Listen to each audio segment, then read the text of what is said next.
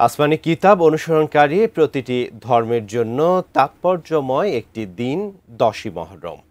Islamic পরিভাষায় পবিত্র আশুরা। ধারণা করা হয় পবিত্র রমজান মাসের পরে বিশ্বজুড়ে মুসলিম অমুসলিম সবচেয়ে বেশি মানুষ রোজা বা উপবাস রাখেন এই দিনটিতে।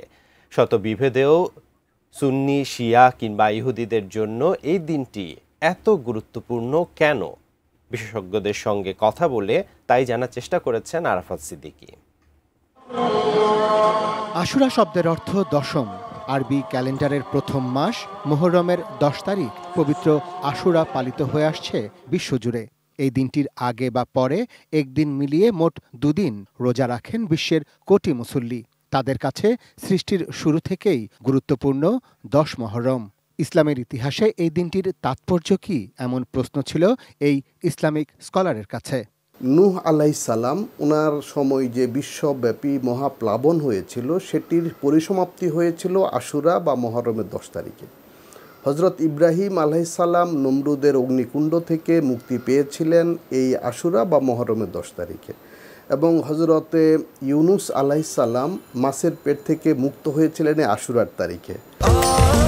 স্বাস্থ্যকর অল টাইম ফ্যামিলি কেক, সব সময় অল টাইম হেলদি লাইফ। দ্বিতীয় হিজরিতে শাবান মাসে রমজানের রোজা ফরজ হওয়ার আগে আশুরার রোজা ফরজ ছিল মহানবী সাল্লাল্লাহু আলাইহি সাল্লামের উম্মত বা অনুসারীদের জন্য। পরবর্তীতে এই দিনের রোজা সর্বাধিক ফজিলত ও গুরুত্বপূর্ণ সুন্নত হিসেবে পালিত হয়ে আসছে। নফল সুন্নাত রোজাগুলোর মধ্যে এটি কিন্তু শ্রেষ্ঠ রোজা। নবী করিম সাল্লাল্লাহু আলাইহি ওয়াসাল্লাম বলেছেন, আমি আশাবাদী যে বিগত 1 বছরের গুনাহ আল্লাহ রব্বুল আলামিন মাফ করে দিবেন এবং 1 বছরের ইবাদতের ফজিলত আল্লাহ রব্বুল আলামিন দান করবেন। হাদিস শরীফে এসেছে, আশুরার দিন যারা ভালো খাবার দাবার আয়োজন করবে আল্লাহ রব্বুল আলামিন বছর ব্যাপী তাদের রিজিকে বরকত দান করবেন। আবার কারবালার মর্মস্পর্শী ইতিহাসের জন্য এই দিনটি মুসলিম সম্প্রদায়ের কাছে অন্যতম বেদনাবিধুর দিন। এই দিনে সত্য ও ন্যায়ের পথে অটল থেকে সপরিবারে অনুসারীদের নিয়ে শহীদ হন নবী করিম সাল্লাল্লাহু আলাইহি সাল্লামের দৌহিত্র হজরত ইমাম হোসেন রাদিয়াল্লাহু আনহু। শিয়াবাদ অনুসারীদের জন্য এই দিনটি গভীর আত্মপ্রত্যয়, শোক ও ভাবগম্ভীরতার।